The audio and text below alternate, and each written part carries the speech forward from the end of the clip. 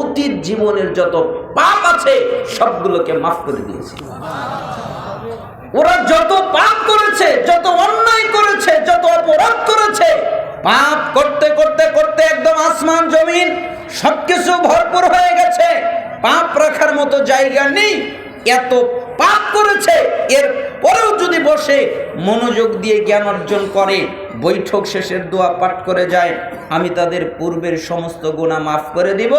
ও বুদ্দিলাত সাইয়্যাতিকুম হাসানাত, এবং তাদের পাপকে আমি আল্লাহ নেকিতে পরিণত করে দিব। সুবহানাল্লাহ। পাপ নেকি আজীব কথা।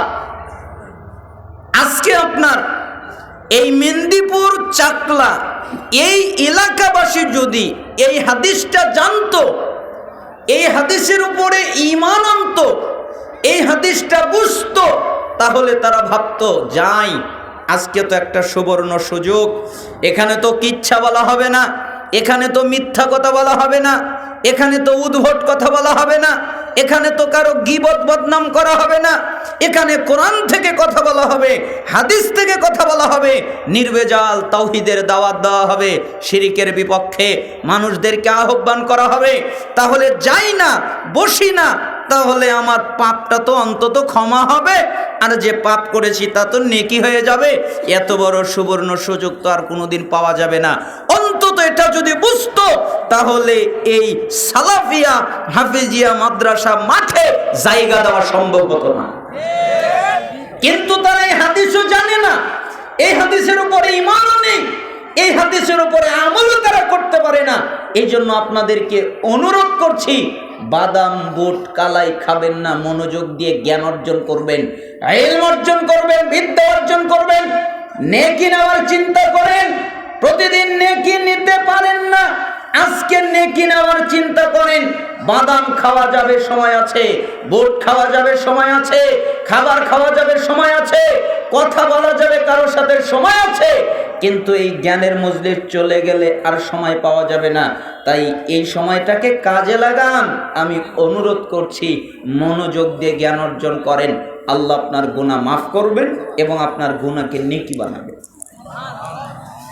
সালাফরা জ্ঞান অর্জন করার ক্ষেত্রে একটা সতর্কতা করতেন। রাসূল সাল্লাল্লাহু আলাইহি ওয়াসাল্লাম বলেন, মিশকাতের 225 নম্বর হাদিস, মান তালাবাল ইলমা লিউজারিহা বিহিল উলামা আও লিউমারিহা বিহিস সুফাহা আও ইয়াসরিফা বিহি উজুহান নাস ইলাই আদখালাহুল্লাহুন নার।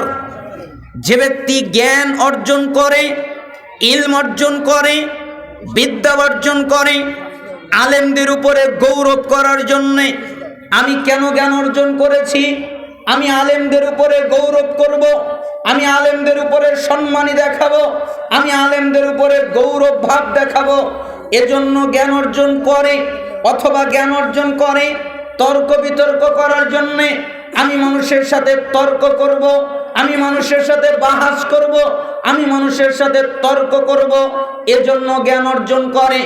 অথবা জ্ঞান অর্জন করে কাউকে নিজের দিকে আকৃষ্ট করার জন্যে, মানুষ যেন আমার দিকে আকৃষ্ট হয়, মানুষ যেন আমার কথা শোনে, আমার কত সুন্দর কণ্ঠ, মানুষ যেন শুনে আমার দিকে আকৃষ্ট হয়, আমার কথা যেন শোনে।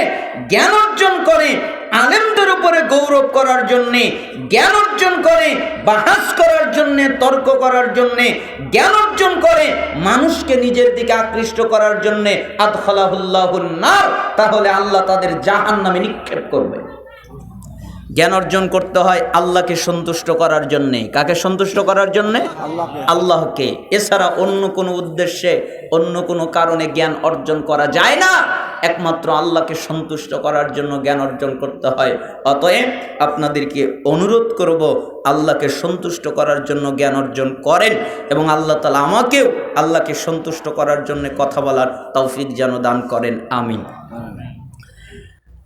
আমি সালাফদের কয়েকটা বাণী আপনাদের সামনে উল্লেখ করার ইচ্ছা পোষণ করেছি এবং কিছু হাদিস অনুবাদ করার ইচ্ছা পোষণ করেছি, যদি আল্লাহ তাআলা আমাকে তৌফিক দান করেন।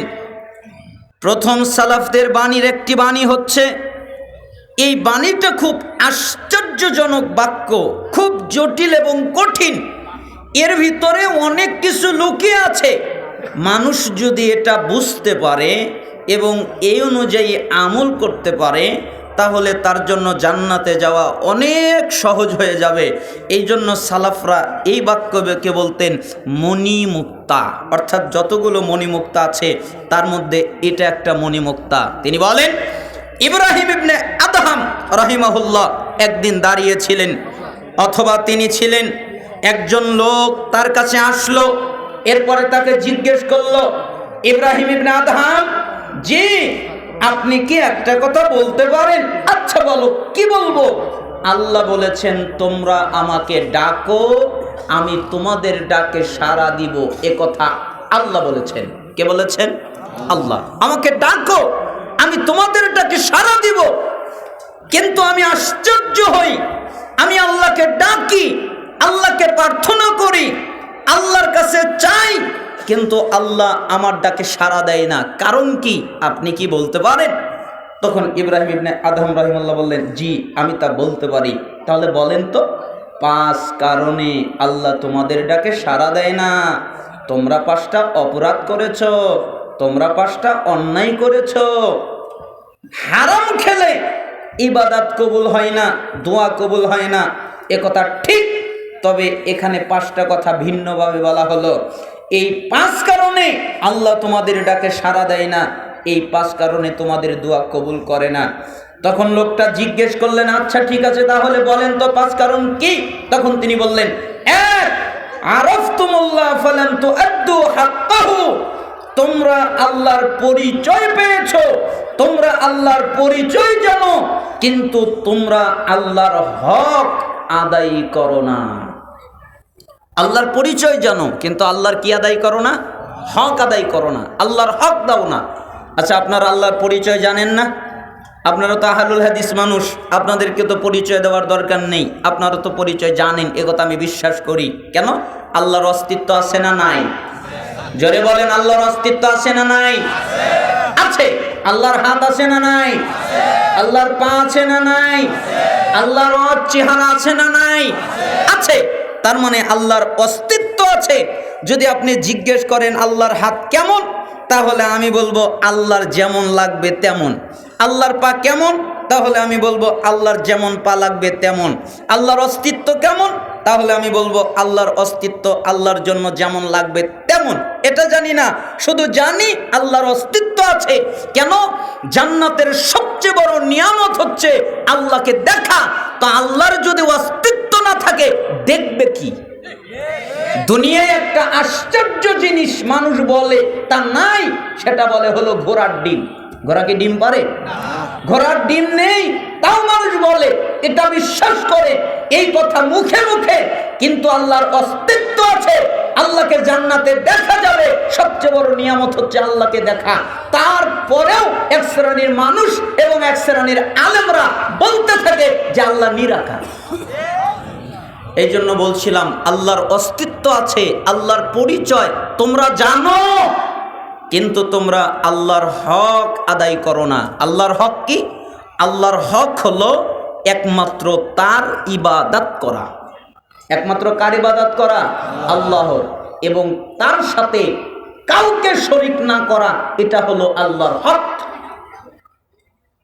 আল্লাহ তাআলা বলেছেন, ওমা খালাকতুল জিন্না ওয়াল ইনসা ইল্লা লিয়াবুদুন, আমি মানুষকে, আমি জিনকে তৈরি করেছি একমাত্র, কেবলমাত্র, শুধুমাত্র আমার ইবাদত করার জন্যে, আর কোনো কারণে নয়।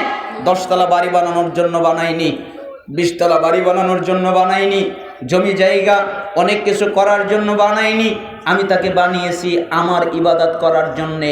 একমাত্র আমার ইবাদত করবে, আমার দাসত্ব করবে। মা উরিদু মিনহুম মিন রিজকিন ওয়া মা উরিদু আন ইউতঈমুন, আমি এদের কাছে কোনো রিজিক চাই না যে এরা আমাকে রিজিক দেবে। আমি এদের কাছে খাবার চাই না যে এরা আমাকে খাবার দেবে। ইন্নাল্লাহু হুয়ার রাজ্জাক, নিশ্চয়ই আল্লাহ তিনি হলেন রিজিক দাতা। তার মানে আল্লাহর ইবাদত করা, একমাত্র তার ইবাদত করা, একমাত্র তার দাসত্ব করা, একমাত্র তার বন্দেগী করা, এটা হলো আল্লাহর হক। আর তার সাথে কাউকে শরীক না করা, এটা হলো আল্লাহর হক। মানুষ দেদারসে শিরিক করে বেড়াচ্ছে, শিরিকের প্রচলন এত জটিল কঠিন হয়ে গেছে, মানুষ শিরিককে শিরিকি মনে করে না। আর বিদাত তো বোঝানোই যায় না। শিরিক যদি একটু বোঝানো যায় মানুষ কিছু বোঝে, কিন্তু বিদাত বুঝতেই চায় না। কয় রাসূলের যুগে তো তুইও ছিলি না, রাসূলের যুগে তো মাইকও ছিল না, তাই না? মানে শিরিক বোঝানো যায় কিন্তু বিদাত বোঝানো যায় না। বলছিলাম আল্লাহর হক হলো তার ইবাদত করা, তার সাথে কাউকে শরীক না করা।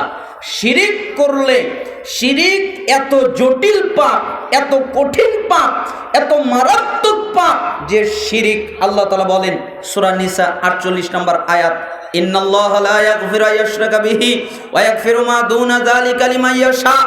নিশ্চয়ই যে ব্যক্তি আল্লাহর সাথে শিরিক করে, আল্লাহর সাথে অংশ স্থাপন করে, আল্লাহ তার জন্য আল্লাহ তাকে কখনো ক্ষমা করে না, আল্লাহ তাকে কখনো মাফ করে না। যে ব্যক্তি আল্লাহর সাথে শিরিক করে, আল্লাহ এই শিরিকের পাপ ক্ষমা করে না, এই শিরিকের পাপ মাফ করে না। এছাড়া যত পাপ আছে আল্লাহ যাকে চায় তাকে মাফ করে দেয়, কিন্তু শিরিকের পাপ আল্লাহ কি করে না? ক্ষমা করে না। তার মানে একটা লোক শিরিক করা অবস্থায় যদি মৃত্যুবরণ করে, ওই অবস্থায় যদি মারা যায় তওবা না করে, তাহলে তাকে জাহান্নাম থেকে বের করার দ্বিতীয় কোনো পথ নেই। সে চিরস্থায়ী জাহান্নামে থাকবে। কেন? সে শিরিক করা অবস্থায় মারা গেছে, তওবা করার সুযোগ পায়নি। কিন্তু সে যদি দুনিয়ায় তওবা করে যায় তাহলে আল্লাহ তাকে ক্ষমা করে দিবেন। কিন্তু তওবা না করে শিরিকের উপরে অটল থেকে সে যদি মৃত্যুবরণ করে, রাস্তা দিয়ে চলছিল, একটা মাজার দেখতে পেল অথবা একটা কবর দেখতে পেল, ড্রাইভার বলল যে হেল্পারকে এখানে কিছু টাকা দান করে যাও। কেন? তাহলে রাস্তায় অ্যাক্সিডেন্ট হবে না, বিপদ হবে না। এইটা দান করার পরে রাস্তা দিয়ে যাচ্ছিল, হঠাৎ করে অ্যাক্সিডেন্ট হয়ে গেল, যাত্রী সহ তারা মৃত্যুবরণ করলো। যেই লোক এই মাজারে টাকা দিয়েছিল, যত লোক এই মাজারে টাকা দিয়েছিল, তাদেরকে জাহান্নাম থেকে বের করার দ্বিতীয় আর কোনো পথ নেই। কেন? তারা শিরিক করা অবস্থায় মৃত্যুবরণ করেছে, তারা তওবা করে নাই। এই জন্য আল্লাহ তাআলা বলেছেন শিরিকের পাপ তিনি ক্ষমা করে না, এছাড়া যত পাপ আছে আল্লাহ যাকে চায় তাকে মাফ করে দেয়। সূরা মায়েদার 72 নম্বর আয়াত, আল্লাহ তাআলা বলেন ইন্নাহু মাইয়ুশরিক বিল্লাহ, নিশ্চয়ই যে ব্যক্তি আল্লাহর সাথে শিরিক করে, ফাকাদ হারামাল্লাহু আলাইহিল জান্নাহ, আল্লাহ তাআলা জান্নাতকে তার জন্য হারাম করে দেন। তার জন্য জান্নাত হারাম, সে জান্নাতে যেতে পারে না। এবং তার ঠিকানা হলো জাহান্নাম, তার আবাসস্থল হলো জাহান্নাম, তার থাকার জায়গা হলো জাহান্নাম। ওমা লিয-যালিমিনা মিন আনসার, আর এ হলো জালেম, এ হলো জুলুমকারী, এ কোনো সাহায্যকারী পাবে না, এর কোনো সাহায্যকারী নেই। না সাহায্যকারী আল্লাহকে পাবে, না সাহায্যকারী আল্লাহর নবীকে পাবে, না সাহায্যকারী কোনো পীরকে পাবে, না সাহায্যকারী তার আত্মীয় স্বজন কাউকে পাবে, না সাহায্যকারী ফেরেশতা মালাকদের পাবে, কাউকে পাবে না। তার কোনো সাহায্যকারী নেই। নিশ্চয়ই যে ব্যক্তি আল্লাহর সাথে শিরিক করে তার কোনো সাহায্যকারী নেই, তার ঠিকানা জাহান্নাম, অবশ্যই জাহান্নাম তার ঠিকানা, আর জান্নাত তার জন্য হারাম। তাহলে শিরিক কত ডেঞ্জারাস পাপ। আল্লাহ তাআলা সূরা আনামের 88 নম্বর আয়াতে বলেন, 88 নম্বর আয়াতের আগে 18 জন নবীর নাম উল্লেখ করলেন। 18 জন নবীর নাম উল্লেখ করার পরে তিনি বললেন ওয়ালাউ আশরাকু লাহাবিতা আনহুম মা কানু ইয়ামালুন। এই 18 জন নবীর একজন নবীও যদি শিরিক করত তাহলে আমি তাদের সমস্ত আমলকে বাতিল করে দিতাম, বরবাদ করে দিতাম। তার মানে নবীরাও শিরিক করতে পারে না, এই অনুমতি নবীদের নেই। আল্লাহ তাআলা সূরা জুমারের 65 নম্বর আয়াত নাজিল করলেন, মুহাম্মদ সাল্লাল্লাহু আলাইহি ওয়াসাল্লামকে লক্ষ্য করে বললেন লাইন আশরাকতা লা ইয়াহবাতান্না আমালুক ওয়া লা তাকুনান্না মিনাল খাসিরিন। হে নবী মুহাম্মদ, আপনিও যদি শিরিক করেন তাহলে আপনার যত আমল আছে আমি সমস্ত আমলকে ধ্বংস করে দিব, আর আপনি ক্ষতিগ্রস্তদের অন্তর্ভুক্ত হয়ে যাবেন। তার মানে শ্রেষ্ঠ নবী, পৃথিবীর দামি নবী, সবচেয়ে দামি নবী, সবচেয়ে মর্যাদাবান নবী, সবচেয়ে শ্রেষ্ঠ নবী সাল্লাল্লাহু আলাইহি ওয়াসাল্লাম, তিনিও শিরিক করতে পারে না। অনুমতি নেই। কেন? তিনিও যদি শিরিক করেন তার সমস্ত আমল বাতিল হয়ে যাবে। আর আপনি সাধারণ মানুষ, আপনি হুজুর হন অথবা গাজী হন অথবা হাজী হন অথবা আলহাজ হন অথবা যেই হন, নবীও যদি শিরিক করে তার আমল বাতিল হবে। তো আপনি যদি শিরিক করে আপনার আমল টিকে কিভাবে? আপনার আমল টিকতে পারে না, আপনার আমল থাকবে না, সবগুলো বাতিল হয়ে যাবে। এজন্য সূরা ফুরকান 30 নম্বর আয়াত আল্লাহ তাআলা উল্লেখ করলেন, ওয়াকাদিমনা ইলা মা আমিলু মিন আমালিন ফাজআলনাহু হাবাআম মানসুরা।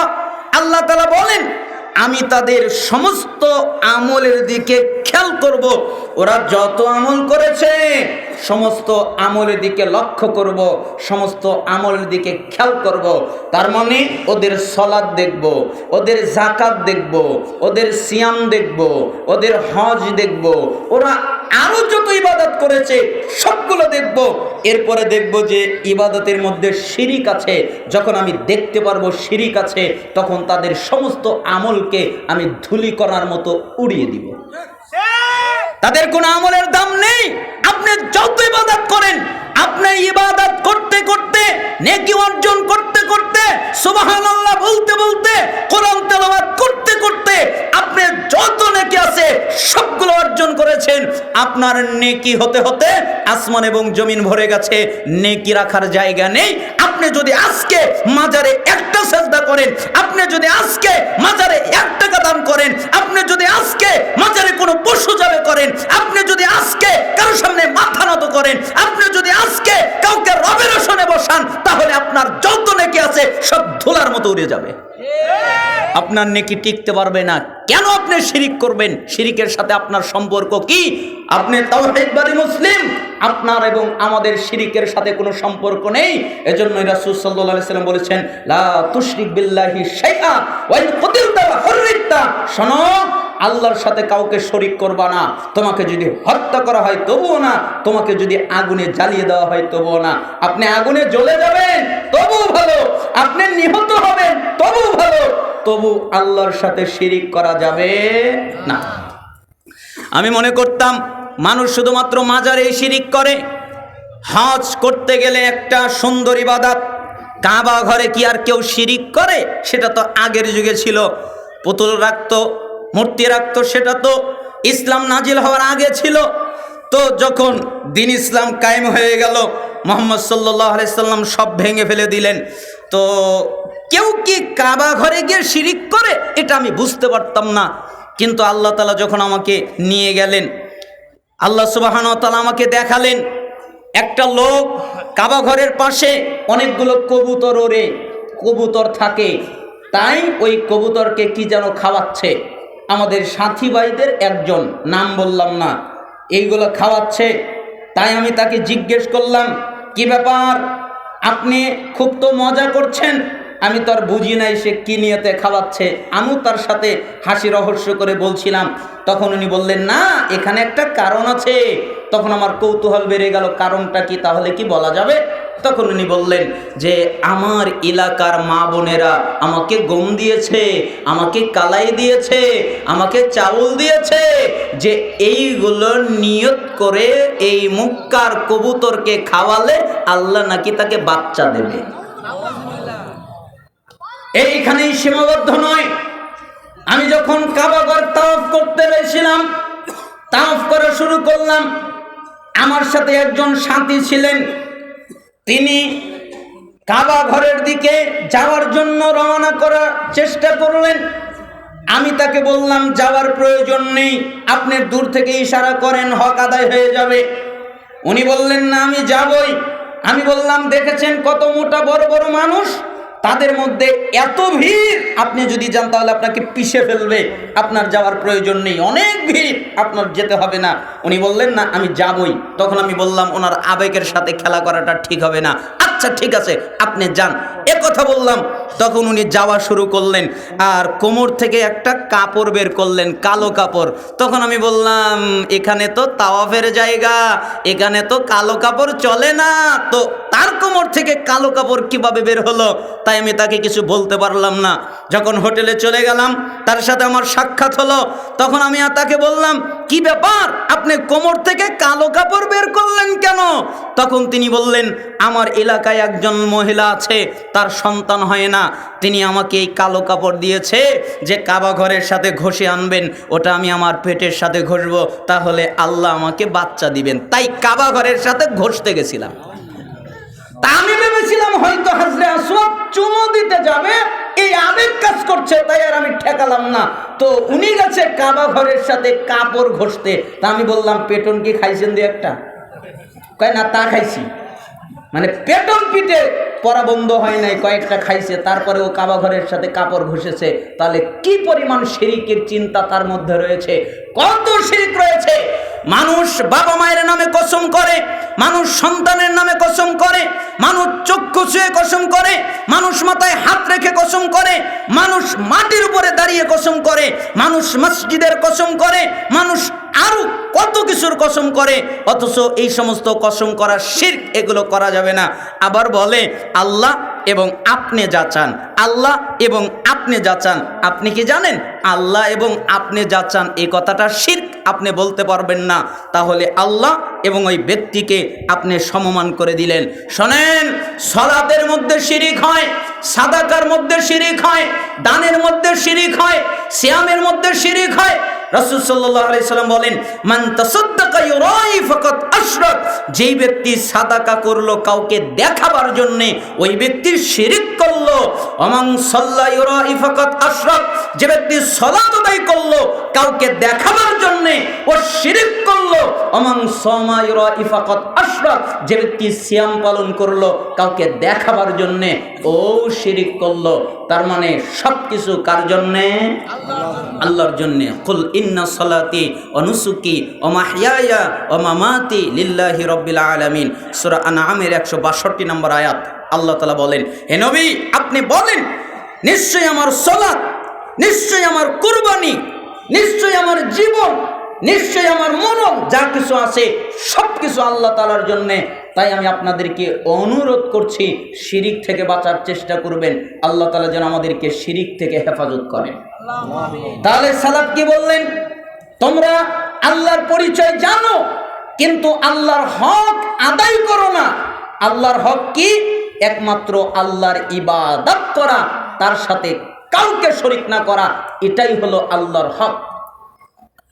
2, আকারাতুমুল কোরআন ফালাম তা'মালু বিমা ফিহি। তোমরা কোরআনুল কারীম পাঠ করো ঠিকই, তোমরা কোরআন তেলাওয়াত করো, তোমরা কোরআন পড়ো, তোমরা কোরআন পাঠ করো, কিন্তু তোমরা ওই কোরআন অনুযায়ী নিজেরা চলো না। ঠিক না? কোরআন কিন্তু তেলাওয়াত করা হয়, কোরআন কিন্তু পাঠ করা হয়, কিন্তু ওই অনুযায়ী কি সবাই চলে? চলে না। এজন্য আমি মাঝে মধ্যে বলি যে আল্লাহ এই কিতাব শুধুমাত্র তেলাওয়াত করার জন্য নাজিল করেনি, এই কিতাব বুঝানোর জন্য নাজিল করেছেন, এই কিতাব অনুযায়ী আমল করার জন্য নাজিল করেছেন। সাহাবীরা তাই করতেন। তারা বলতেন, আমরা 10টা আয়াত শিখতাম, 10টা আয়াত মুখস্থ করতাম, 10টা আয়াতের অর্থ মর্ম বুঝতাম, 10টা আয়াতের উদ্দেশ্য জানতাম, এরপরে 10টা আয়াত অনুযায়ী আমল করতাম, তারপরে আমরা পরবর্তী 11 নম্বর আয়াতে যেতাম। আমল করার আগ পর্যন্ত আমরা 11 নম্বর আয়াতে যেতাম না। আর আমরা তেলাওয়াত করে করে করে করে খতম দিয়ে ফেলি, অথচ এক আয়াত বুঝার তৌফিকও আমাদের হয় না, তাই না?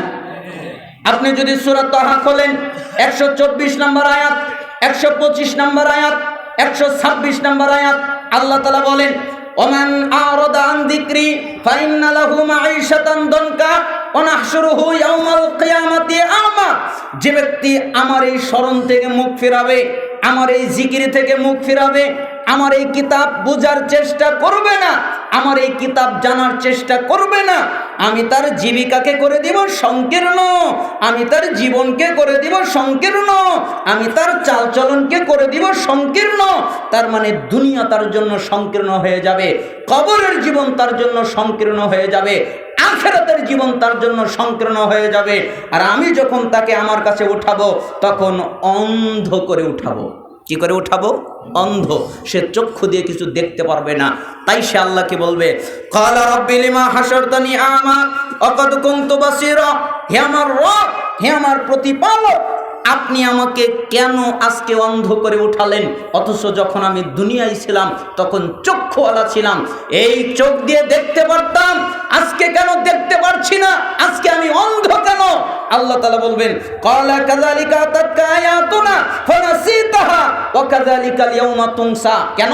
তোমার কাছে যেদিন আমার আয়াত গিয়েছিল, তোমার কাছে যেদিন আমার নিদর্শন গিয়েছিল, তোমার কাছে যেদিন আমার কিতাব গিয়েছিল, তুমি আমার কিতাব থেকে, আমার নিদর্শন থেকে, আমার আয়াত থেকে যেভাবে মুখ ফিরিয়ে রেখেছিলে, আমি আল্লাহ আজকের দিনে তোমার থেকে মুখ ফিরিয়ে নিলাম। আচ্ছা, আল্লাহ যদি মুখ ফিরিয়ে নেয় বাঁচার উপায় আছে? এমনকি সালাফরা বলতেন, যারা কোরআনকে সাথী বানায় না, কোরআনকে সঙ্গী বানায় না, তাদের জন্যে আল্লাহ আলাদাভাবে একটা শয়তানকে পার্মানেন্ট করে দেন, একটা শয়তানকে লাগিয়ে দেন। কেন? কোরআন যদি তার সাথী না হয় তাহলে তার সাথী হলো শয়তান। ওমা ইয়াশু আন যিকরির রহমান নুকাইয়িদ লাহু শাইতানা ফাহুয়া লাহু কারিন।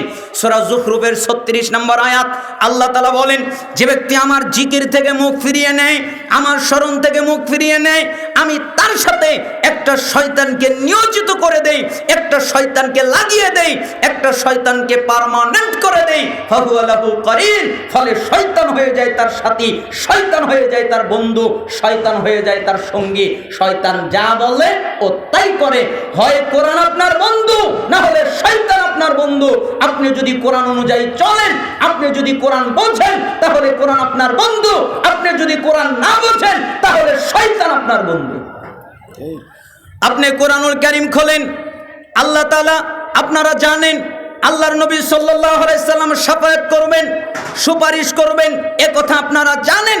কিন্তু সালাফরা বলতেন এই কথাই পরিপূর্ণ সঠিক নয়। আল্লাহর নবী শাফায়াত করবেন, আল্লাহর নবী সুপারিশ করবেন, আল্লাহর নবী আরেকটা কাজ করবেন, সেটা হলো মামলা দায়ের করবেন। আল্লাহর নবী শাফায়াত করবেন, আল্লাহর নবী সুপারিশ করবেন, আল্লাহর নবী মামলা দায়ের করবেন। এজন্য আল্লাহ তাআলা সূরা ফুরকানের 30 নম্বর আয়াতের মধ্যে উল্লেখ করেছেন, ওয়াকালা রাসূল, সেদিন রাসূল বলবেন, ইয়া রাব্বি, হে আমার রব, ইন্না কওমি ইত্তাখাযু হাযাল কুরআনা মাহজুরা। আমার জাতির লোকেরা কোরআনকে পরিত্যাগ করেছে, কোরআনকে পরিত্যাজ্য করেছে, এজন্য আমি আজকে তাদের বিরুদ্ধে মামলা দায়ের করলাম। যারা কোরআন পরিত্যাগ করে, যারা কোরআন পরিত্যাজ্য করে, তাদের প্রত্যেকের বিরুদ্ধে মুহাম্মদ সাল্লাল্লাহু আলাইহি সাল্লাম মামলা দায়ের করবেন। তাদের বিরুদ্ধে মুহাম্মদ সাল্লাল্লাহু আলাইহি সাল্লাম দাঁড়িয়ে যাবেন। আল কোরআন হুজ্জাতুল লাকা ওয়া আলাইক। এই কোরআন কিয়ামতের দিন কারো পক্ষে, কিয়ামতের দিন কারো বিপক্ষে। কোরআন অনুযায়ী যদি চলে তাহলে কোরআন তার পক্ষে, কোরআন অনুযায়ী যদি না চলে তাহলে কোরআন তার বিপক্ষে, কোরআন তার বিপক্ষে চলে যাবে। এজন্যই সূরা ফুরকানের 30 নম্বর আয়াতের ব্যাখ্যা করতে গিয়ে ইমাম ইবনে তাইমিয়া রাহিমাহুল্লাহ বলেন, যারা শুধু কোরআন তেলাওয়াত করে, ভালো করে বুঝবেন, উল্টাপাল্টা ব্যাখ্যা করিয়েন না। যারা শুধু কোরআন তেলাওয়াত করে, কোরআন বোঝে না, কোরআন আমল করে না, এটার চেষ্টা করে না, এরা কোরআন পরিত্যাগকারী, এদের বিরুদ্ধে রাসূল মামলা দায়ের করবেন। 2, যারা শুধু কোরআন তেলাওয়াত করে, কোরআন বোঝে কিন্তু ওই অনুযায়ী আমল করে না, এদের বিরুদ্ধেও রাসূল মামলা দায়ের করবেন। যারা কোরআন তেলাওয়াত করে, কোরআন বোঝে, কোরআন অনুযায়ী আমল করে, এদের বিরুদ্ধে রাসূল মামলা দায়ের করবেন না। তার মানে আপনার অবশ্যই কোরআনকে বুঝতে হবে, আপনার অবশ্যই কোরআনকে বুঝতে হবে, আপনার অবশ্যই কোরআন অনুযায়ী আমল করতে হবে। এজন্যই তো রাসূল সাল্লাল্লাহু আলাইহি সাল্লাম বললেন ইলম উঠে যাবে। তখন সাহাবীরা বললেন, আল্লাহর নবী, কিভাবে ইলম উঠে যাবে? আমাদের ভিতরে আমাদের বাচ্চারা তো কোরআন পড়ছে, আমরা তো কোরআন পড়ছি, কোরআনের সংখ্যা তো বেড়ে যাচ্ছে, কোরআনের অনুসারীদের সংখ্যা বেড়ে যাচ্ছে, আর আপনি বলছেন ইলম উঠে যাবে, এটা কি হতে পারে? তখন মুহাম্মদ সাল্লাল্লাহু আলাইহি ওয়াসাল্লাম বললেন, জি, আমি তোমাকে মনে করেছিলাম তুমি মদিনার বিজ্ঞ ব্যক্তি, আমি তোমাকে মনে করেছিলাম তুমি মদিনার জ্ঞানী ব্যক্তি, আমি এটা তোমাকে মনে করেছিলাম। বলো, ইহুদিদের কি কিতাব নেই? আছে তো। খ্রিস্টানদের কি কিতাব নেই? আছে তো। আর ইহুদিদের কিতাব, খ্রিস্টানদের কিতাব ওদের যেমন উপকার করতে পারেনি, ঠিক তোমাদের মধ্যে কোরআন থাকবে, কিন্তু তোমাদের কোনো উপকার করতে পারবে না।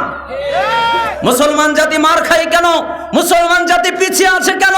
মুসলমান জাতির উপরে অন্য জাতিরা কিভাবে রাজত্ব করে, তার একমাত্র কারণ হলো এই মুসলমান জাতি তাদের পারমাণবিক বোমাকে তারা নিক্ষেপ করেছে, ধ্বংস করেছে। ওটার নাম হলো আল কোরআন। যখন তারা আল কোরআনকে মেনে নিবে, আল কোরআন অনুযায়ী নিজের জীবন বাস্তবায়ন করবে, আল কোরআন অনুযায়ী সমাজকে বাস্তবায়ন করবে, আল কোরআন অনুযায়ী রাষ্ট্রকে বাস্তবায়ন করবে, আল্লাহ তাআলা তখন বারাকা দান করবেন, আল্লাহ তাআলা তখন রহমত নাজিল করবেন, আল্লাহ তাআলা তখন অন্য অন্য জাতির উপরে তাদেরকে বিজয়ী করবেন। যতক্ষণ পর্যন্ত মুসলমান জাতি কোরআনকে পরিত্যাগ করবে, যতক্ষণ পর্যন্ত মুসলমান জাতি কোরআনকে পরিত্যাজ্য করবে, ঠিক ততক্ষণ মুসলমান জাতি অন্য জাতির দ্বারা আঘাত পাবে, মার খাবে, আরো কত কিছু। এই জন্য আপনাকে বলছি, অবশ্যই কোরআন বুঝতে হবে। আপনার এলাকার এই প্রতিষ্ঠানকে আপনারা সহযোগিতা করবেন, যে যেভাবে পারেন। 10 টাকা পারেন, 20 টাকা পারেন, সহযোগিতা করবেন। হাদিসের মধ্যে এসেছে, ওয়াসসাদাকাতু তুতফিউল খাতিয়া কামা ইতফিউল মাউন নার। কেউ যদি দান করে তাহলে আল্লাহ তাআলা তার সমস্ত গুনাহকে মাফ করে দেন, ওইভাবে যেভাবে আগুনের উপরে পানি ফেলে দিলে আগুন নিভে যায়। আপনারা কি চান না আমাদের গুনাহ মাফ হয়ে যাক?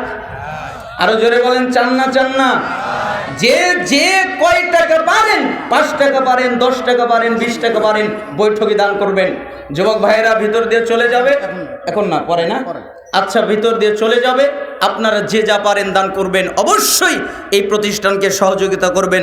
আল্লাহ সুবহানাহু ওয়া তাআলা আপনাদেরকে ছাত্র দিয়ে এবং কোরআন দিয়ে অথবা কিতাবাদি দিয়ে অথবা অর্থ দিয়ে অথবা বুদ্ধি দিয়ে যেভাবে এই প্রতিষ্ঠানকে সহযোগিতা করা যায় আপনারা ওইভাবে সহযোগিতা করবেন।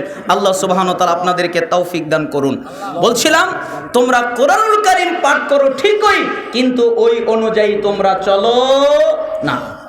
3 আকুলতুম নুহিব্বুর রাসূল সাল্লাল্লাহু আলাইহি ওয়াসাল্লাম আতারাতুম সুন্নাতাহু। তোমরা বলো আমরা রাসূলকে ভালোবাসি, আমরা রাসূলকে মুহাব্বত করি, এ কথা তোমরা বলো, কিন্তু তোমরা নিজেরাই রাসূলের সুন্নাত ত্যাগ করো, ঠিক না? আমরা রাসূলকে ভালোবাসি না? ভালোবাসি না? আরো জোরে বলেন, ভালোবাসি না? বাসি না? তাহলে রাসূলকে ভালোবাসি, রাসূলকে মুহাব্বত করি, এ কথা কিন্তু আমরাই বলি। আর সালাফ বলছেন তোমরা নিজেরাই রাসূলের সুন্নাত ত্যাগ করো, রাসূলের সুন্নাত অনুযায়ী চলো না। অথচ একটা মানুষের কল্যাণ, একটা মানুষের বারাকা, একটা মানুষ যদি কল্যাণ চায়, একটা মানুষ যদি বারাকা চায়, তাহলে অবশ্যই তাকে রাসূলের সুন্নাত ফলো করতে হবে, রাসূলের সুন্নাত ইত্তেবা করতে হবে, অনুসরণ করতে হবে। কিভাবে? আপনি কোরআনুল কারীমে যান, সূরা আলে ইমরান 31 নম্বর আয়াত, আল্লাহ তাআলা বলেন, কুল, হে নবী আপনি বলেন, ইন কুনতুম তুহিব্বুনাল্লাহ ফাত্তাবিউনি ইউহিব্বুকুমুল্লাহ ওয়া ইয়াগফির লাকুম যুনুবাকুম। আল্লাহ তাআলা বলেন, তোমরা বলো, তোমরা যদি দাবি করো আমরা আল্লাহকে ভালোবাসি, আমরা আল্লাহকে মুহাব্বত করি, যেই লোক বলবে আমি আল্লাহকে ভালোবাসি, যেই লোক বলবে আমি আল্লাহকে মুহাব্বত করি, যে ব্যক্তি বলবে আমি আল্লাহকে ভালোবাসি, আল্লাহকে মুহাব্বত করি, তো তোমরা যদি দাবি করো আমি আল্লাহকে ভালোবাসি, আমি আল্লাহকে মুহাব্বত করি, ফাত্তাবিউনি, তাহলে আমি নবীর ইত্তেবা করো, আমি নবীর অনুসরণ করো, আমি নবীর আনুগত্য করো, ইউহিব্বুকুমুল্লাহ, তাহলে আল্লাহ তোমাদের ভালোবাসবেন, ওয়া ইয়াগফির লাকুম যুনুবাকুম, এবং তোমাদের যত পাপ আছে আল্লাহ সব মাফ করে দিবেন। সুবহানাল্লাহ। তার মানে আল্লাহকে ভালোবাসার আলামত হলো রাসূলের আনুগত্য করা, আপনি বলেন আমি আল্লাহকে মহাব্বত করি, কিন্তু রাসূলের ইত্তেবা করেন না, রাসূলের অনুসরণ করেন না, রাসূলের আনুগত্য করেন না, তাহলে পরিষ্কার বোঝা গেল আপনি আল্লাহকে ভালোবাসেন না, আপনার ভালোবাসা হলো মিথ্যা ভালোবাসা। এজন্যই আল্লাহ তাআলা সূরা নূরের 52 নম্বর আয়াতে উল্লেখ করেছেন, আল্লাহু ওয়া রাসূলুহু ওয়া ইয়াখশাল্লাহ ওয়া ইয়াত্তাকিহি ফাউলাইকা হুমুল ফাইজুন। যে ব্যক্তি আল্লাহর আনুগত্য করে, যে ব্যক্তি রাসূলের আনুগত্য করে, আল্লাহকে মেনে চলে, রাসূলকে মেনে চলে এবং আল্লাহকে ভয় করে, আমি কিভাবে জিনা করতে পারি আল্লাহ আমাকে দেখছেন, আমি কিভাবে সুদ খেতে পারি আল্লাহ আমাকে দেখছেন, আমি কিভাবে মিথ্যা বলতে পারি আল্লাহ আমাকে দেখছেন, আমি কিভাবে নিশাদার দ্রব্য পান করতে পারি আল্লাহ আমাকে দেখছেন, আমি কিভাবে গীবত করতে পারি আল্লাহ আমাকে দেখছেন, আমি কিভাবে পাপ করতে পারি আল্লাহ আমাকে দেখছেন। যে ব্যক্তি আল্লাহর সামনে দাঁড়াতে ভয় পায় এবং প্রবৃত্তির কামনা বাসনা থেকে বাঁচে, মন যা বলে তা সে করে না, তার উল্টাটা করে। মন বলে জেনা কর, ও জেনা করে না। মন বলে চুরি কর, ও চুরি করে না। মন বলে লোকটাকে গাল দে, ও গাল দেয় না। মন বলে ওর গীবত কর, ও গীবত করে না। মন বলে নিশাদার দ্রব্য পান কর, ও পান করে না। মন বলে সুদ খা, ঘুষ খা, ও করে না। তার মানে মন যা বলে ও তার উল্টা করে। ফাউলাইকা হুমুল ফাইজুন, এরাই হলো সফল কাম। আর সূরা নিসার 13 নম্বর আয়াতে, সূরা ফাতহের 17 নম্বর আয়াতে উল্লেখ হয়েছে, যারা রাসূলের আনুগত্য করে আল্লাহ তাআলা তাদেরকে এমন একটা জান্নাত দান করবেন, যেই জান্নাতের নিচ দিয়ে নদী প্রবাহিত হতে থাকবে, পায়ের নিচ দিয়ে। আপনার পায়ের নিচ দিয়ে নদী প্রবাহিত হতে থাকবে জান্নাতের মধ্যে। কেন? আপনি রাসূলের আনুগত্য করছেন, তার মানে রাসূলের আনুগত্য করলে আপনি জান্নাতে চলে যাবেন। সূরা আরাফের 158 নম্বর আয়াত, আল্লাহ তাআলা বলেন, ফাআমিনু বিল্লাহি ওয়া রাসূলিহিন নাবিয়্যিল উম্মি আল্লাযী ইউমিনু বিল্লাহি ওয়া কালিমাতিহি ওয়াত্তাবিউহু লাআল্লাকুম তাহতাদুন। তোমরা ঈমান আনো আল্লাহর প্রতি এবং আল্লাহর বার্তাবাহক উম্মি নবীর প্রতি। যে নবী আল্লাহর প্রতি ঈমান এনেছেন, আল্লাহ যে কিতাব নাজিল করেছেন ওই কিতাবের প্রতি ঈমান এনেছেন, তোমরা এই নবীর আনুগত্য করো, তোমরা এই নবীর অনুসরণ করো, তোমরা এই নবীকে মেনে চলো, তাহলে লাআল্লাকুম তাহতাদুন, আল্লাহ তোমাদেরকে হিদায়াত দান করবেন। বলেন তো রাসূলকে মানলে কি পাওয়া যাবে? হিদায়াত। পীরের দরবারে গিয়ে হিদায়াত পাওয়া যায় না, মাজারে গিয়ে হিদায়াত পাওয়া যায় না, দরগায় গিয়ে হিদায়াত পাওয়া যায় না, বিভিন্ন জায়গায় গিয়ে হিদায়াত পাওয়া যায় না। আপনি যদি হিদায়াত চান তাহলে রাসূলের আনুগত্য করেন, আল্লাহ তাআলা আপনাকে হিদায়াত দান করবেন। তার মানে এই 3টা আয়াত থেকে 4টা জিনিস পাওয়া গেল। 1, আল্লাহর ভালোবাসা। 2, হিদায়াত। 3, পাপ থেকে ক্ষমা। 4, জান্নাত। আচ্ছা, আর কিছু লাগে? রাসূলের আনুগত্য করলে 1, আপনি আল্লাহর ভালোবাসা পেলেন। 2, আপনি হিদায়াত পেলেন। 3, আপনি পাপ থেকে ক্ষমা পেলেন। 4, আপনি জান্নাত পেলেন। আর কিছু লাগে না। 4টা পেলেই যথেষ্ট। আরো অনেক কিছু আছে, এই সবগুলো পাবেন আপনি রাসূলের আনুগত্য করলে। এই জন্য সালাফ বললেন, তোমরা রাসূলকে ভালোবাসো, এ কথা বলো ঠিকই, কিন্তু রাসূলের সুন্নাত তোমরা ত্যাগ করো। ইরবাদ বিন সারিয়া রাদিয়াল্লাহু আনহু তিনি বলেন, ওয়াদানা রাসূলুল্লাহ সাল্লাল্লাহু আলাইহি ওয়াসাল্লাম মাওইযাতান ওয়াজিলাত মিনহাল কুলুব ওয়া যারাফাত মিনহাল উয়ুন ফাকুলনা ইয়া রাসূলুল্লাহ কান্নাহা মাওইযাতু মুআদ্দিন ফাআউসিনা ক্বালা উসিকুম বিতাকওয়াল্লাহ। ইরবাদ বিন সারিয়া রাদিয়াল্লাহু আনহু বলেন, একদিন আল্লাহর নবী আমাদের মধ্যে বের হয়ে আসলেন। কোন হাদিসে এসেছে ফজরের সালাত আদায় করে বের হয়ে আসলেন, আর এ হাদিসে তা এসেনি। এ হাদিসে এসেছে আল্লাহর নবী সাল্লাল্লাহু আলাইহি সাল্লাম একদিন আমাদের মধ্যে বের হয়ে আসলেন। এরপরে তিনি বললেন, এরপরে তিনি এমন আলোচনা করলেন তাতে আমাদের অন্তরটা ভয় পেয়ে গেল আর আমাদের চক্ষু দিয়ে টস টস করে পানি পড়তে লাগলো। আমরা কেঁদে দিলাম, আমাদের অন্তর ভয় পেয়ে গেল। কেন?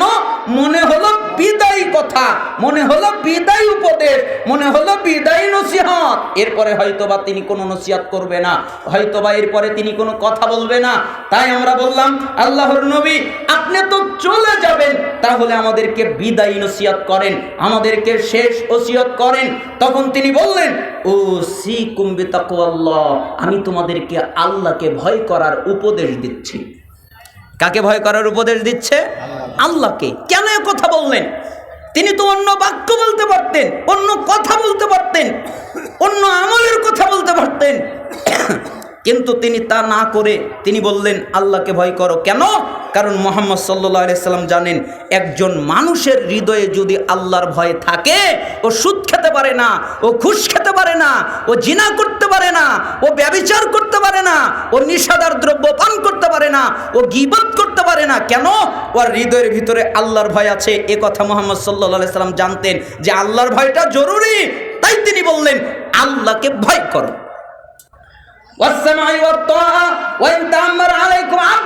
আর শোনো, তোমাদের মধ্যে যারা নেতা হবে তাদের কথা শুনবে, তারপরে মানবে। উল্টা করো না। নেতা বলেছে ওই 10 জনকে মেরে আয়, লাঠি নিয়ে 10 জনকে মারার জন্য চলে গেলেন। নেতা বলেছে, আমির বলেছে ওদেরকে কতল কর, আপনি তাই বললেন। নেতা বলেছে ওদেরকে দমিয়ে দে, আপনি তাই করলেন। মুহাম্মদ সাল্লাল্লাহু আলাইহি সাল্লাম উল্টা কথা বললেন যে ওয়াসসামাই ওয়া তাআ ওয়া ইন তাআম্মারা আলাইকুম আবদুন, শোনো, তোমরা নেতার কথা শুনবে, তারপরে তার আনুগত্য করবে। আগে শুনে দেখবে নেতার কথা ঠিক আছে কিনা। যদি নেতার কথা ঠিক থাকে তাহলে তার আনুগত্য করবে, আর যদি নেতার কথা ঠিক না থাকে তাহলে তার আনুগত্য করার দরকার নাই। আর নেতার কথা ঠিক থাকলে আনুগত্য করবে। একজন কৃতদাস হাবশী গোলামও যদি তোমাদের নেতৃত্ব দেয়, ওয়াইন তাআম্মারা আলাইকুম আবদুন ফাইন্নাহু মান ইয়াইশ মিনকুম বাদি ফাসায়ারা ইখতিলাফান কাসীরা ফাআলাইকুম বিসুন্নতি ওয়া সুন্নাতিল খুলাফাইর রাশিদিন আল মাহদিয়্যিন আদ্দু আলাইহা বিন নওয়াজিস। এরপরে মুহাম্মদ সাল্লাল্লাহু আলাইহি ওয়াসাল্লাম বললেন, শুনে রাখো, তোমরা যারা আমার পরে জীবিত থাকবে, আমি আর বেশি দিন বাঁচব না, তোমাদের মধ্যে আর বেশি দিন অবস্থান করব না, আমি তোমাদের মধ্য থেকে চলে যাব। কিন্তু তোমরা যারা আমার পরে জীবিত থাকবে, তোমরা যারা আমার পরে বেঁচে থাকবে, তারা দেখতে পারবে অনেক মতভেদ, অনেক ইখতিলাফ। এক হুজুরের সাথে আর এক হুজুরের মিল পড়ে না, একজন বলে এক কথা, আরেকজন বলে আরেক কথা। তোমরা যখন এই অবস্থায় পড়ে যাবে, শুনে রাখো, তোমরা তোমাদের নির্দিষ্ট ভালোবাসার হুজুরের দিকে চলে যাবে না। তুমি যেই হুজুরকে ভালোবাসো ওই হুজুরের দিকে চলে যাবে না। তুমি যেই আমিরকে ভালোবাসো ওই আমিরের দিকে চলে যাবে না। তুমি যেই শাসককে ভালোবাসো ওই শাসকের দিকে চলে যাবে না। তুমি যেই শায়েখকে ভালোবাসো ওই শায়েখের দিকে চলে যাবে না। যখন ইখতিলাফ দেখতে পারবে, তখন তোমাদের উপরে আবশ্যক কর্তব্য আমি নবীর সুন্নাত আর আমার খুলাফায়ে রাশিদিনের সুন্নাতকে শক্ত করে আঁকড়ে ধরা। আদ্দু আলাইহা বিন নওয়াজিস, মারির দাঁত দিয়ে কামড়ে শক্ত করে আঁকড়ে ধরা। বলেন তো, ইখতিলাফ দেখলে কি আঁকড়ে ধরতে হবে? সুন্নাহ। আর আমরা ইখতিলাফ দেখলে যে যেই হুজুরকে ভালোবাসি ওই হুজুরকে আঁকড়ে ধরি, তাই না? অথচ আমাদের জন্য উচিত হলো ইখতিলাফ দেখলে সুন্নাহকে আঁকড়ে ধরা। কিভাবে? মারির দাঁত দিয়ে কামড়ে শক্ত করে আঁকড়ে ধরবে। যেরকম মারির দাঁতে একটা কাপড় কামড়ে আঁকড়ে ধরলে ছোটানো যায় না, ঠিক তোমার থেকে সুন্নাতকে যেন ছোটানো যায় না। এজন্যই তো আমি মাঝে মধ্যে বলি, আমি আহলুল হাদিস মানুষ। আরে আহলুল হাদিস সন্তানের আহলুল হাদিসের ঘরে জন্ম নিতে হবে, তাই সে আহলে হাদিস। একথা ঠিক নয়। কত আহলে হাদিসের সন্তান খবিশ হয়ে গেছে, কত আহলে হাদিসের সন্তান সালাত আদায় করে না, কত আহলে হাদিসের সন্তান নাস্তিক হয়ে যাচ্ছে, কত আহলে হাদিসের সন্তান শিরিক করে বেড়াচ্ছে। আহলে হাদিসের ঘরে জন্ম নিলেই শুধুমাত্র আহলুল হাদিস হওয়া যায় না। পৃথিবীতে যেখানে যারা কোরআন এবং সহিহ হাদিসকে মেনে চলে তারাই হচ্ছে আহলে হাদিস। এটা কোনো বাপের দেওয়া সম্পত্তি নয়, যে বাপ থেকে পৈতৃক সম্পত্তি পেয়েছে, সূত্র পেয়েছে, এটা নয়। পৃথিবীতে যারা যেখানে কোরআন এবং সহিহ হাদিস মেনে চলে তারাই হচ্ছে আহলে হাদিস। এই জন্যই তো আমি বলতে চাই যে আমরা আহলুল হাদিস মানুষ। আমাদের আকীদা এত শক্ত, আমরা সুন্নাতকে এত মজবুত ভাবে আঁকড়ে ধরবো। আমরা বলবো আমরা ফাঁসির মঞ্চে ঝুলতে রাজি আছি, আমাদের গায়ে বুলেট বোমা লাগাও, এতে কোনো অসুবিধা নেই, আমরা রাজি আছি। আমাদেরকে হত্যা করে দুনিয়া থেকে বিদায় করে দাও, এতে কোনো অসুবিধা নেই, আমরা রাজি আছি। আমরা মরতে রাজি আছি, আমরা ফাঁসির মঞ্চে ঝুলতে রাজি আছি, তবু ইমামের পিছনে সূরা ফাতিহা এবং জোরে আমিন বলা বন্ধ করতে রাজি নেই। আমরা রফুল দাইন করা বন্ধ করতে রাজি নেই, আমরা বুকে হাত বাঁধা বন্ধ করতে রাজি নেই, আমরা পায়ে পা কাঁধে কাঁধ লাগানো বন্ধ করতে রাজি নেই, আমরা ইমামের পিছনে সূরা ফাতিহা পড়া বন্ধ করতে রাজি নেই, আমরা জানাজার সালাতে সূরা ফাতিহা বন্ধ করতে রাজি নেই। কেন? মুহাম্মদ সাল্লাল্লাহু আলাইহি সাল্লাম বলেছেন, আমরা আমাদের জীবনের চাইতে, আমরা আমাদের কলেজার চাইতে, আমরা আমাদের জীবনের চাইতে মুহাম্মদ সাল্লাল্লাহু আলাইহি সাল্লামকে ভালোবাসি, যেভাবে তাকে ভালোবাসি ঠিক সেইভাবে তার সুন্নাতকেও ভালোবাসি। অতএব মৃত্যুবরণ করব, তবু রসুলের সুন্নাত ত্যাগ করতে পারবো না। এই জন্য অবশ্যই শক্ত করে সুন্নাতকে আঁকড়ে ধরতে হবে। ওয়াইয়াকুম মুহদাসাতিল উমুর ফাইন্না কুল্লা বিদআতিন দালালা। আর শোনো, তোমরা দিনের মধ্যে নতুন কিছু আবিষ্কার করবা না, দিনের মধ্যে নতুন কিছু তৈরি করবা না। কেন? প্রত্যেক নতুন কিছু দিনের নামে আবিষ্কার করা, এটা হলো ভ্রষ্টতা, এটা হলো দলালা, এটা হলো গোমরাহি। তোমরা যদি দিনের মধ্যে নতুন কিছু আবিষ্কার করো, এতই যখন আবিষ্কার করার দরকার, তাহলে একটা বদনা আবিষ্কার করেন। একজন এক মডেলের বানিয়েছে, আপনি আরেক মডেলের বানান, আরো সহজ করে দেই। এতই যদি আবিষ্কার করার প্রয়োজন, একজন গাড়ি বানিয়েছে যে গাড়িতে পেট্রোল ভরা লাগে, গাড়িতে অকটেন ভরা লাগে, গাড়িতে গ্যাস ভরা লাগে। আপনি নতুন আবিষ্কার করেন, পেট্রোলও লাগবে না, অকটেনও লাগবে না, গ্যাসও লাগবে না, খালি নদী থেকে পানি উঠাবে আর ভরবে, গাড়ি চলবে। আবিষ্কার করেন, গাড়ি আবিষ্কার করেন, লাইট আবিষ্কার করেন, আর নিত্য নতুন জিনিস আবিষ্কার করেন, এতে তো কোনো অসুবিধা নেই। আপনি ইবাদত আবিষ্কার করতে গেলেন কেন? আল্লাহ তো আপনাকে ইবাদত দিয়েইছেন, মুহাম্মদ সাল্লাল্লাহু আলাইহি সাল্লাম তো আপনাকে নির্দিষ্ট ইবাদত দিয়েছেন। অতএব কেন আপনি ইবাদত আবিষ্কার করতে গেলেন? এই জন্য সুন্নাতের একটা সহজ সংজ্ঞা বুঝবেন। মুহাম্মদ সাল্লাল্লাহু আলাইহি ওয়াসাল্লাম ইবাদত মনে করে যেটা করতেন ওটা সুন্নাত, আর মুহাম্মদ সাল্লাল্লাহু আলাইহি সাল্লাম যেটা করতেন না, যেটা না করতেন ওটাও সুন্নাত। যেটা করতেন ওটা করা সুন্নাত, যেটা না করতেন ওটা না করা সুন্নাত। আপনাকে বোঝাই, ফরজ সালাতের পরে মোনাজাত নিয়ে মারামারি লাগে না? আপনাদের বগুড়াই তো লাগে, কত কিছু হয় ফরজ সালাতের পরে সম্মিলিত মোনাজাত নিয়ে। আপনাদেরকে একটু শুধুমাত্র বোঝানোর জন্য কথা বলছি। আচ্ছা বলেন তো, ফরজ সালাতের পরে আল্লাহর নবী দোয়া দিয়েছে না দেয় নাই? দেয় নাই? যে ফরজ সালাত যখন শেষ হবে তখন তোমরা বলবে আল্লাহু আকবার, তোমরা বলবে আস্তাগফিরুল্লাহ আস্তাগফিরুল্লাহ আস্তাগফিরুল্লাহ 3 বার, তোমরা বলবে আল্লাহুম্মা আনতাস সালাম ওয়া মিনকাস সালাম তাবারাকতা ইয়া যাল জালালি ওয়াল ইকরাম। তোমরা লা ইলাহা ইল্লাল্লাহ মর্মে ওই দোয়াটা পাঠ করবে, তোমরা আয়াতুল কুরসি পাঠ করবে, তাহলে জান্নাতে যাবে। মাঝখানে বাধা হলো মৃত্যু। তোমরা সূরা ইখলাস, ফালাক, নাস 3 বার ফজর আর মাগরিবে আর বাকি ওয়াক্তে 1 বার করে পাঠ করবে, তাহলে সমস্ত বিপদ থেকে আল্লাহ বাঁচাবে। তোমরা সুবহানাল্লাহ, আলহামদুলিল্লাহ, আল্লাহু আকবার 33 বার করে একবার লা ইলাহা মর্মে দোয়া দিয়ে 100 পূর্ণ করবে, অথবা আল্লাহু আকবার 100 বার করবে, তাহলে 34 বার করবে, তাহলে 100 বার পূর্ণ হবে। 33 বার সুবহানাল্লাহ, 33 বার আলহামদুলিল্লাহ, 34 বার আল্লাহু আকবার বলে 100 বার পূর্ণ করবে, তাহলে তোমার গুনাহ যদি সমুদ্রের ফেনার মতো হয় তবু আল্লাহ ক্ষমা করে দিবেন। এই যে আল্লাহর নবী এই জিকির আজকার করতেন ফরজ সালাতের পরে, তাই তিনি এই জিকির আজকার করতেন, তাই এই জিকির আজকার করাটার নাম হলো সুন্নাত। আল্লাহর নবী কি মোনাজাত করতেন? কখনো তিনি মোনাজাত করতেন না, সম্মিলিত মোনাজাত করতেন না, সাহাবীদেরকে নিয়ে একসাথে আমিন আমিন বলতেন না। তিনি যে দোয়া পাঠ করতেন ওই দোয়া পড়া সুন্নাত, যেহেতু তিনি মোনাজাত করে নাই, অতএব মোনাজাত সম্মিলিত না করার নাম হলো সুন্নাত। আল্লাহর নবী যেটা করেছেন ওটা করা সুন্নাত, যেটা করেনি ওটা না করা সুন্নাত। অতএব আপনাদেরকে অনুরোধ করছি, ইবাদতের নামে, ধর্মের নামে নতুন কিছু আবিষ্কার করবেন না। দিন কমপ্লিট, দিন পরিপূর্ণ, বাড়ানোর সুযোগ নেই, কমানোর সুযোগ নেই। যে কথা বলছিলাম, সালাফ বলছিলেন তোমরা রাসূলকে ভালোবাসো, এ কথা ঠিক, তবে তার সুন্নাতকে তোমরা ফলো করো না। অতএব আমাদের উচিত রাসূলের সুন্নাতকে ফলো করা। অকুলতুম নালানু ইবলিস ওয়াতাতুমুহু।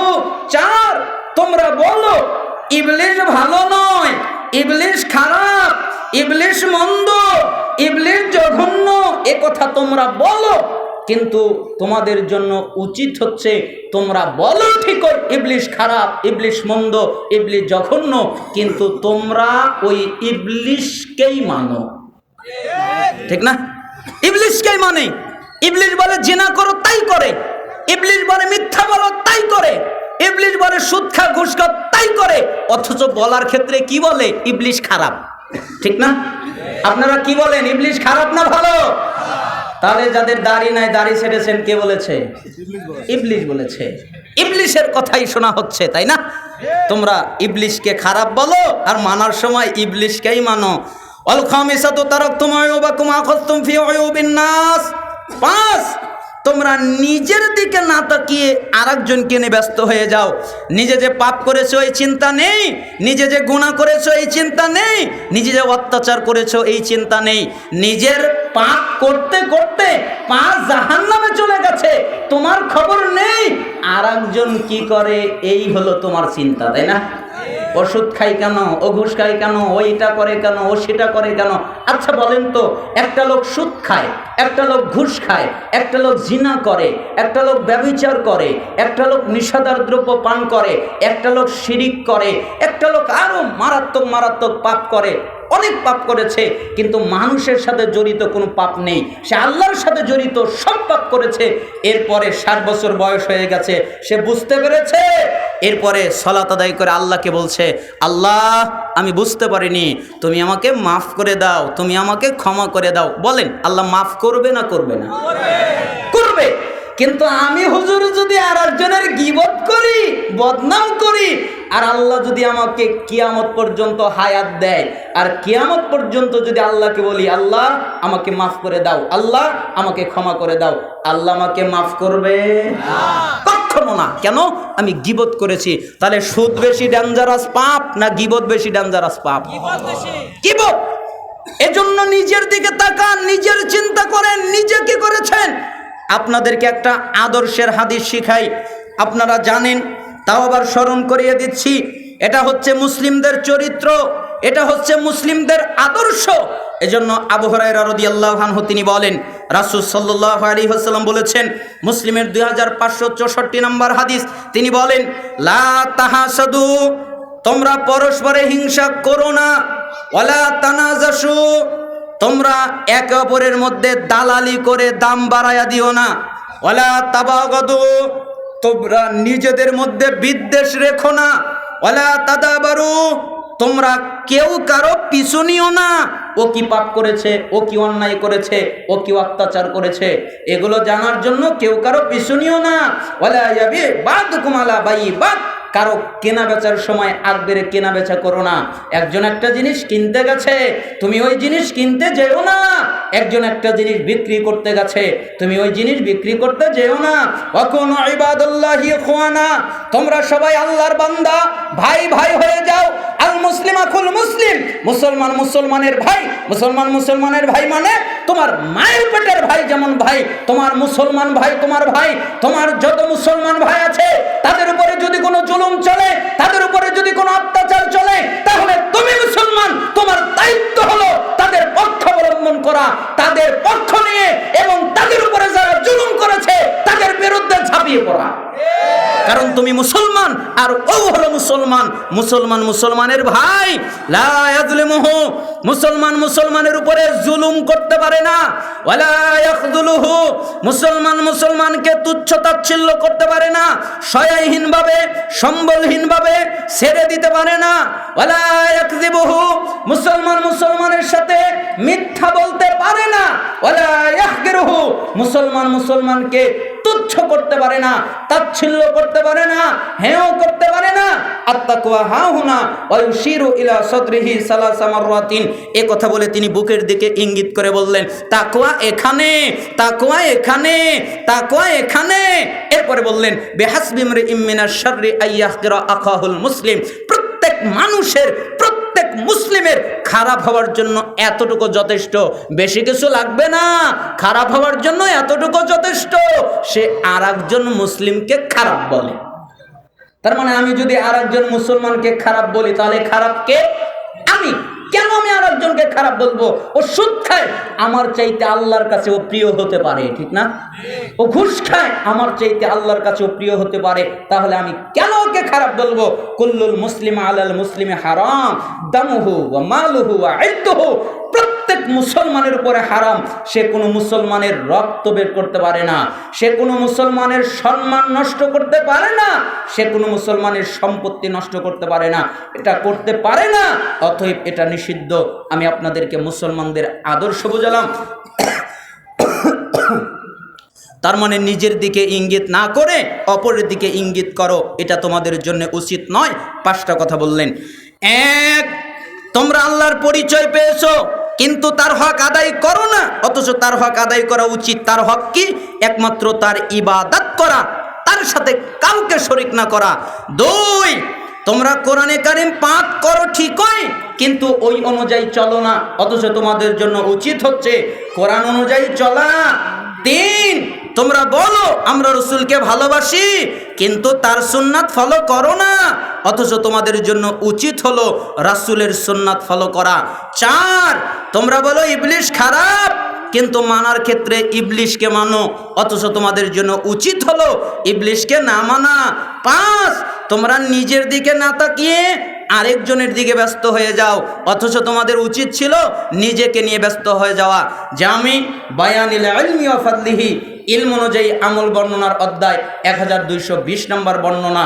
1220 নম্বর বর্ণনায় এই বর্ণনাটা এসেছে। জামি বায়ানিল ইলমি ওয়া ফাদলিহি, বর্ণনা বিশুদ্ধ। আমি আপনাদের সামনে অনুবাদ করলাম। আল্লাহ সুবহানাহু ওয়া তাআলা আমাদেরকে এই বাণীটা বোঝার এবং আমল করার তৌফিক দান করুন।